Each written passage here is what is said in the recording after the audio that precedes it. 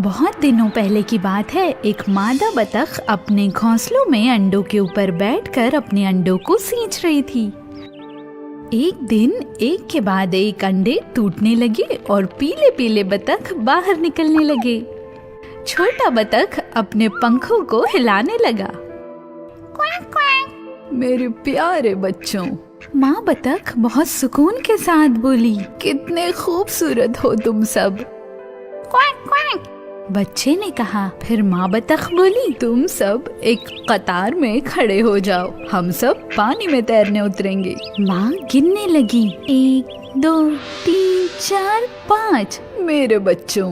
और वो बोलती रही, मेरे 6 बच्चे होने चाहिए थे। लेकिन एक बड़ा सा अंडा अब भी घोंसले में था। ओह, माँ बतख बोली, लगता है वो बड़ा अंडा अभी भी और वक्त लेगा। माँ बतख अपने घोंसले में जाकर अंडों पर बैठ गई। दूसरे दिन वो बड़ा अंडा टूटना शुरू हो गया। एक लड़का बतख बाहर निकला, लेकिन वो दिखने में थोड़ा अलग था और वो दूसरे बच्चों से थोड़ा बड़ा भी था। उसका रंग पीला भी नहीं था और उसका सर बड़ा था। उसका रंग भी थोड़ा सा काला था। सर से लेके पैर तक वो काला था। उसके चलने का अंदाज काफी मजेदार था। एक छोटी बतख बोली, ये क्या है? ये तो हम जैसा नहीं है। इतना भयानक जानवर मैंने कभी नहीं देखा। दूसरा छोटा बतख बोला, तुम ऐसी बातें कैसे बोल सकते हो? माँ बतख मायूसी से बोली, तुम सब की उम्र बस 1 दिन की है। तुम्हारे भाई की पैदाइश अभी अभी हुई है और उसी घोंसले से जहाँ से तुम्हारी पैदाइश हुई। चलो अब एक कतार में खड़े हो जाओ, हम तैरने जाएंगे। फिर भी छोटे बतख बोलने लगे। वो बदसूरत बतख समझ नहीं पा रहा था कि ये दूसरे छोटे बतख इतना शोर क्यों मचा रहे हैं। वो सब के पीछे जाकर खड़ा हो गया। तमाम पीले बतख एक एक करके नदी में कूदने लगे। जब बदसूरत बतख की बारी आई तो वो पानी में कूदा और आराम से तैरने लगा। कम से कम ये तैर सकता है, माँ बतख ने खुद से कहा। पानी से बाहर आकर तमाम एक साथ खेलने लगे और उस बदसूरत बतख ने भी अपने भाई बहनों के साथ खेलना शुरू किया, लेकिन वो उस पर चिल्लाने लगे, भागो इधर से, हम तुम्हारे साथ नहीं खेलेंगे, तुम बदसूरत हो और तुम अजीब चलते हो। क्या तुम्हें पता है अगर तुम यहाँ से चले जाते हो तो हम पर बड़ा एहसान होगा। सब बतख एक साथ चिल्लाने लगे, चले जाओ, चले जाओ, चले जाओ। ये मुझे यहाँ रहने क्यों नहीं दे रहे हैं? उस रात बदसूरत बतख का बच्चा उड़ के तालाब की दूसरी जानिब गया। वो तब तक उड़ता रहा जब तक वो जमीन की तरफ न पहुँचा। वहाँ वो 2 बड़े बतखों से मिला। क्या मैं यहाँ कुछ देर ठहर सकता हूँ? बदसूरत बतख ने कहा, मेरे यहाँ रिहाइश का कोई ठिकाना नहीं है। तो हम क्या करें?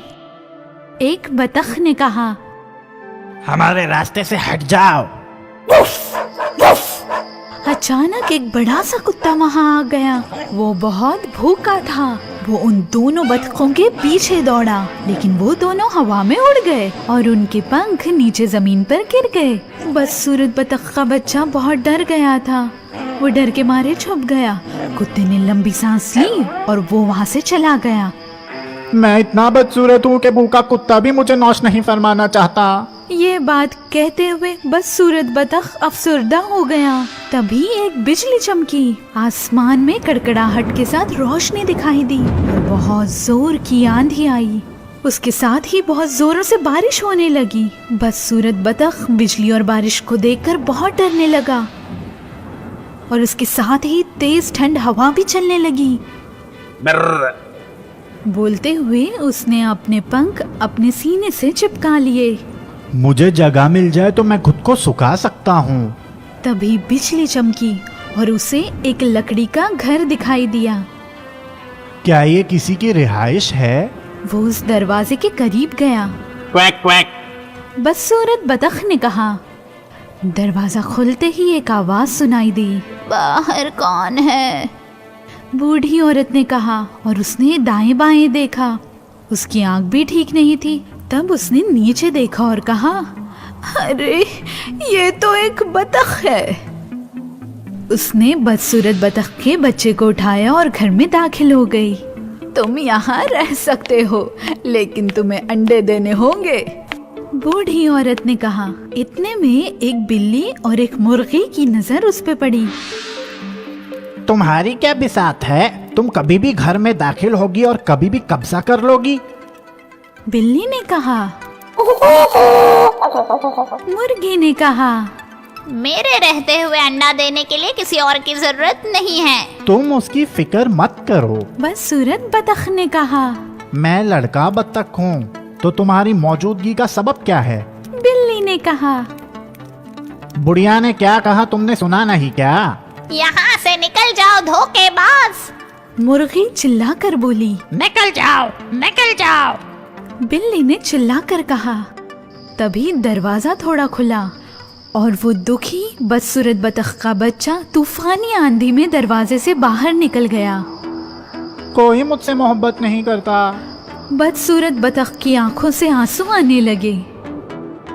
आंधी खत्म हो गई। बदसूरत बतख को एक तालाब नजर आया। वो पानी की तरफ देखने लगा। उसे पानी में एक सफेद रंग के बड़े से परिंदे की परछाई नजर आई। उसने जब ऊपर देखा तो उसे अपनी आंखों पर यकीन नहीं हुआ। एक खूबसूरत सा परिंदा आसमान में उड़ रहा था। सफेद लंबा बदन, लंबा गला जो आसमान में उड़ रहा था। वो तब तक उसे देखता रहा जब तक वो परिंदा उसकी नजरों से ओझल ना हुआ। उसे देखकर वो बेहद खुश हुआ। वो वहीं तालाब के करीब बैठ गया और वक्त गुजारने लगा। दरख्त के पत्ते पानी में गिरने लगे, पहले लाल रंग के, फिर सुनहरे रंग के। मौसम सरमा आ गया और वहाँ चारों तरफ बर्फ ही बर्फ थी। ठंडी हवा और काले काले बादलों को देखकर वो और भी अफसरदा हो गया। वो वहाँ से जाना चाहता था, लेकिन उस ठंडे तालाब को पार करना बहुत मुश्किल था। तालाब का पानी बर्फ बन रहा था।